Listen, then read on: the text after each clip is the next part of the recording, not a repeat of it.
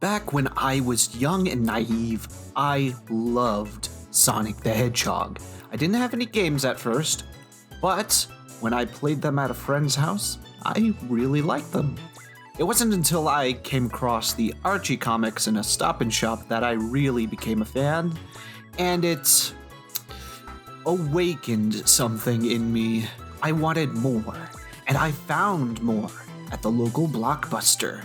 The 1994 Sonic the Hedgehog cartoon, better known as Sonic SatAM. It was one of the first animated adaptations of Sonic for television, releasing just months after The Adventures of Sonic the Hedgehog, which was the wackier, more Warner Brothers influenced sibling, where Adventures was all about Sonic being a rascal and foiling Dr. Robotnik's plans a la Roadrunner and Wile E. Coyote. SatAM was more grounded. Robotnik isn't simply an inept villain. In this show, he took over an entire kingdom and turned its population into robots. Now it's up to Sonic and his band of freedom fighters to topple the Mad Doctor's empire against overwhelming odds. Initially, Sonic the Hedgehog was going to be far more lighthearted. However, there were disagreements between the production company DIC and ABC about making additional episodes for weekly syndication in addition to making weekend episodes. Ultimately, this would lead to both this show and The Adventures of Sonic the Hedgehog. Early promotional material showed this relatively brighter direction and incorporated characters that were based on the animals that Sonic freed in the first game. However, due to the show being split into two different productions, DIC would have this one become a bit more dark and adventure-oriented. This would get reflected heavily in its art direction. Gone were the bright, colored 90s style backgrounds, and now we have the cold and oppressive atmosphere of Robotropolis, contrasting against the serene forest village of Knothole. The characters went from Warner and Bluth inspired designs to ones that looked like they could somewhat fit in with Sonic. Speaking of the blue blur, why don't we get into how the show handles it? This version of Sonic is based on the one we see on the box art for the first two games, since those were the ones that came out during this production, which means the artist had to interpret his spines as a singular row of spikes running along his head, which is easy enough to draw and looks fine both side and 3/4 views. When looking at the front, however, it starts to break down.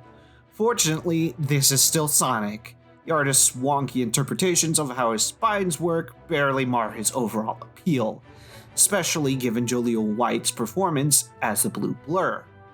He really brings out Sonic's cocky, early 90s radical personality that Sega was pushing at the time. That said, the episode Sonic's Nightmare peels back the facade a little.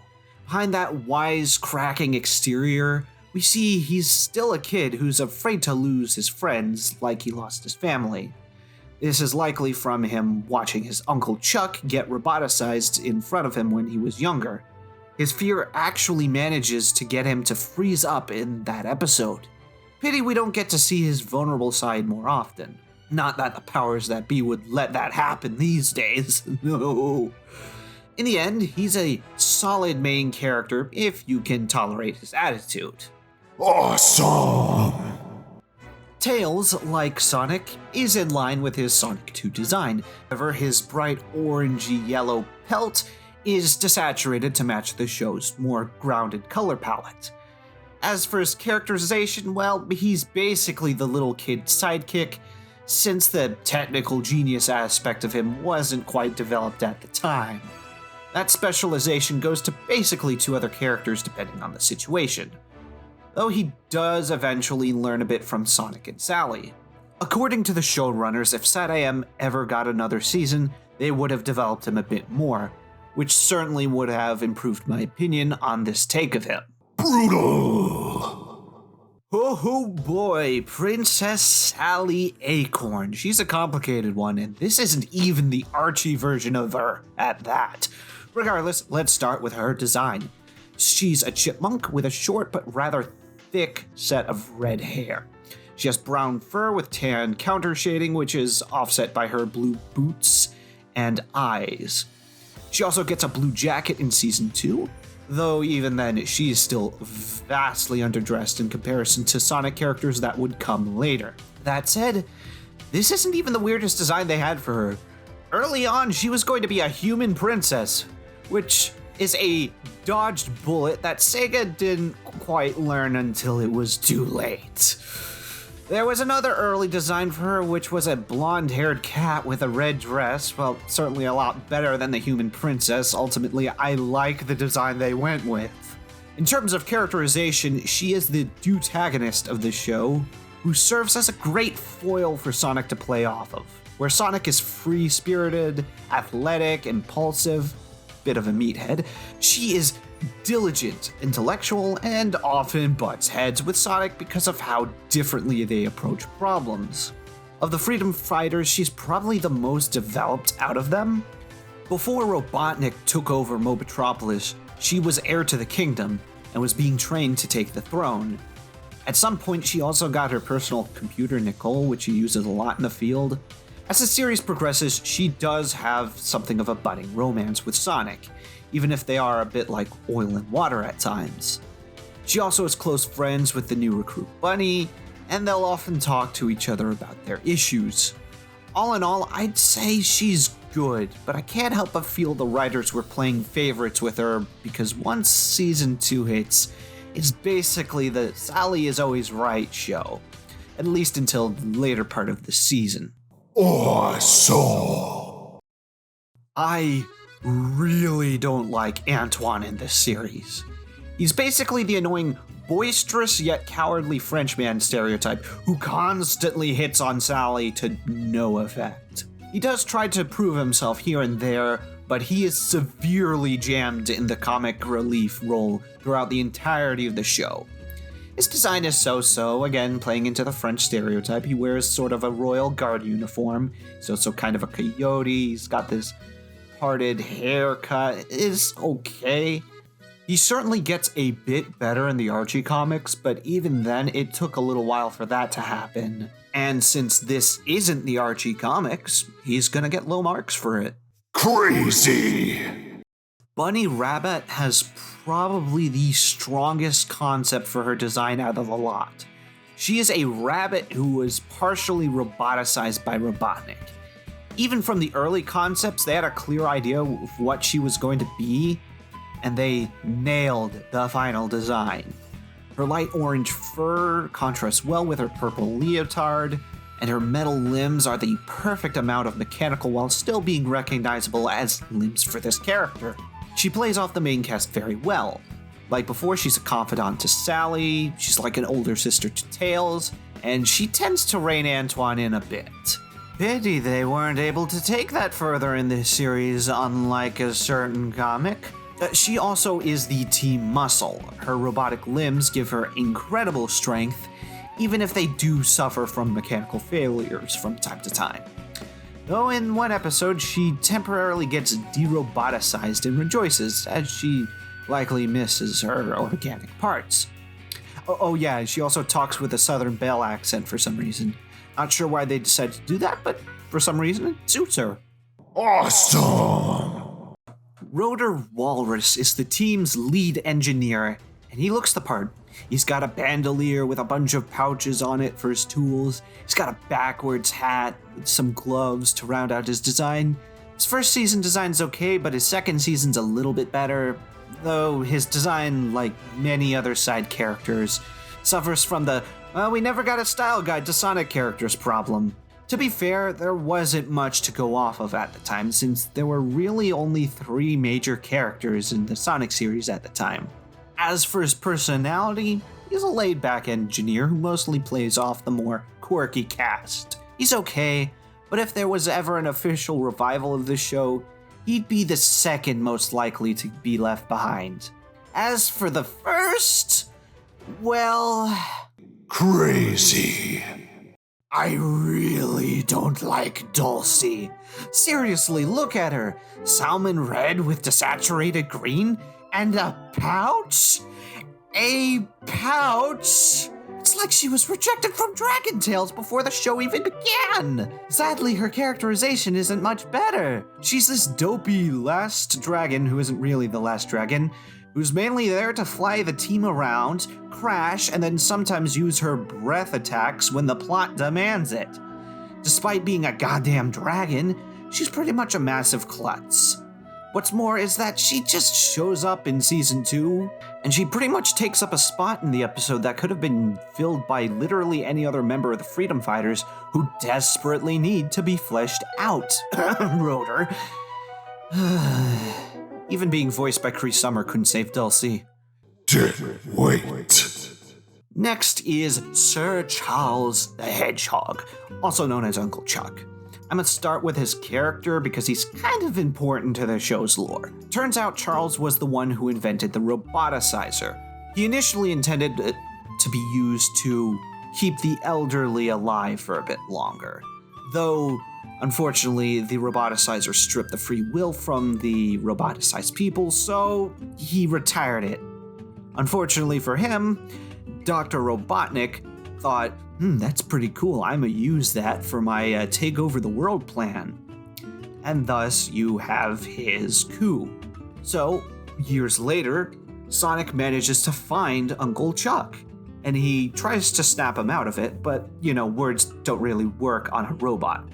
Instead, he tries using a power ring, which is also one of Uncle Chuck's inventions that was used to give Sonic a large speed boost, and he uses that a lot of the time. So, once he manages to convert Uncle Chuck back, at least mentally, now his roboticized design is not very different from his normal design, or at least his flesh and blood design, which can basically be summarized as Grandpa Sonic with some minute details. His fur color is a lighter blue that's less saturated, and his spines are shorter too. So we are not in total cut and paste territory, but we are dangerously close to that spin-off series. Overall, he's probably one of the more fleshed out lore characters, unlike the next entry. Awesome! King Acorn is the other lore character, in that he's used as a part of Sally's backstory as opposed to him being a full character. We see him very briefly in about 3 episodes, and we don't get much characterization out of him. His design's functional if a bit generic, although he is voiced by Tim Curry. Crazy! I'm only going to briefly touch upon Nicole here, since she's not a complete character in this series. She predominantly is relegated to being an accessory to Sally, though she does get a bit of personality in the Void episode where she has to put up with Sonic and adapt to him not being as well read as Sally is. She is definitely one of the characters who gets a major glow up in the comics, but again, we're not talking about that. So in this case, I will actually skip ranking her for now because, again, she's not really a full character yet. Lupe is a minor character who appeared in a few episodes in the later parts of Season 2. She is a gray wolf who wears a blue leotard with gold accessories, and I have to say, she looks pretty good. She definitely has the experienced freedom fighter vibe down, with how her hair is in a mohawk with a warrior's wolf tail, and to really sell it, a scar running across her cheek. She doesn't get much exposure since she does come late in Season 2, but what we do get of her is quite a bit. She's a very reliable ally and, again, a mentor figure to the not whole freedom fighters. She also participates in the Doomsday mission towards the Season 2 finale, which caps a lot of the character growth in that season. Well, at least for the characters that the writers care to grow. Awesome! This iteration of Dr. Robotnik is a particularly sinister rendition. He is not only the main bad guy, but he's the dictator of a robotic empire that is slowly encroaching on the natural world. A lot of his normal hallmarks are there in his design: large mustache, rotund silhouette, with red and black as his primary colors. What takes his design further is those massive, silhouette-defining shoulder pads and cape. What's more is that one of his arms is roboticized too, yet none of it compares to the one thing that truly sets him apart from the other versions of Robotnik. He is actually imposing. Jim Cummings brought genuine menace to this character. At no point was I wondering, is this guy really our main villain? No such thoughts with this guy. Also, before he took over, he was serving as the King's Minister of War, as seen in the Blast from the Past episode, which really does sell how nefarious he was. He clearly played the long game for that one. Stylish. Snively is Dr. Robotnik's nephew, who serves as the Starscream to Robotnik's Megatron. He's a quippy minion who Robotnik barely tolerates. When Snively isn't getting shown up by the freedom fighters, he's often plotting behind his uncle's back to take over the Empire. As for his design, I'd say it works pretty well. His elongated nose and nearly bald head with strandy hair gives him a very distinct silhouette. His suit is a primary green, which not only contrasts with his uncle's red outfit, it fits his personality, as green can be associated with envy and poison. Overall, a solid character. Brutal. Naugus is a sorcerer who discovered an alternate dimension called the Void. He collaborated with Dr. Robotnik, who made a portal machine to get there, and well, you can guess what happened next. As for his design, he's, well, an evil sorcerer, who appears to be some sort of chimera thing. He's got all the evil sorcerer trappings too. Long beard, black cape with a high collar, and he's wearing purple, which is a rare color that's associated with either nobility or the unnatural. We can take a wild guess which one of those applies to this guy. His role in the series was cut short due to the showrunners wanting to make him a major villain in the canceled third season. He certainly brings a different flavor of villainy than Robotnik. He's actually a bit more clever and resorts to deception and illusions to get his way. What's more is that he has his own motives, desiring revenge on the Doctor for trapping him in the Void. Pity we only got one episode with him. Brutal. After revisiting SatAM, I believe that it set up a really good premise that had the potential to be something very good. The first season did a good job setting up the premise, setting the characters, but it began to falter at the beginning of the second season. It did, however, manage to right itself towards the end with the Doomsday arc that was being built up towards, I want to say, like the last 5-6 episodes of that season. To me, SatAM's true achievement would be laying the foundation for the Archie Comics that flesh out the world and characters in ways that the showrunners can't, for better and at times worse. Though we'll have to address that subject in a completely new format because there is no way I'm doing that many characters in this format. No, I'm not that crazy. But until then, I will see you all next time on Design Dungeon. But when the egg hatches, the baby's gonna need her milk. Milk? Why would a dragon need milk? They're in an egg. Eggs provide the nutrients. Why would...